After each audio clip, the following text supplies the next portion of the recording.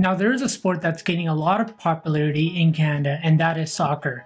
In 2018, it was a record year for soccer in Canada, as Alphonso Davies became a household name, the women's soccer team also became a powerhouse, and the 2026 World Cup is coming to Canada. Are we entering in the golden age of soccer in Canada? And how much do new immigrants and new Canadians play a factor in this? To help us answer these questions, we asked Mark Dailey from the Backline Podcast.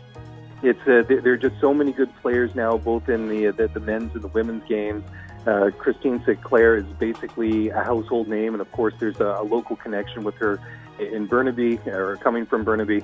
And then more recently, Alphonso Davies, who's from Edmonton, or at least grew up there, has spent his childhood there, and of course has had a wildly but brief successful career with the Vancouver Whitecaps, and now is playing with Bayern Munich in Germany, which is one of the biggest teams in the entire world. But those, of course, are a couple of the exceptions, that the household names, but just in general, there are a lot of very, very good players, not just in the professional game, but in both men's and women's soccer. And you can see it if you want to take the examples of the women's national team, the Canadian men's national team, and the professional teams at all levels across this country. It really is impressive. And how much do new Canadians and immigrants influence soccer in Canada? Well, that's a great question, because Canada really is the big melting pot. It is the world's game, right?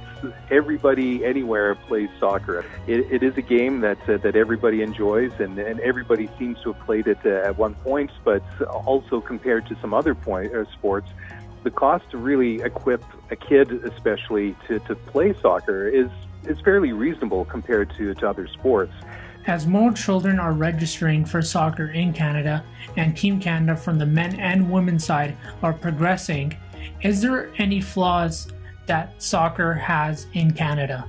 A lot of it, I think, has had to, in the past, maybe have been due to the budgets that the Canadian Soccer Association has to operate on. I think that increases over time. But I think the real question of it is getting the players into the system, getting them into that national team setup at all ages, at all age levels, regardless if it's in the men's side or the women's side.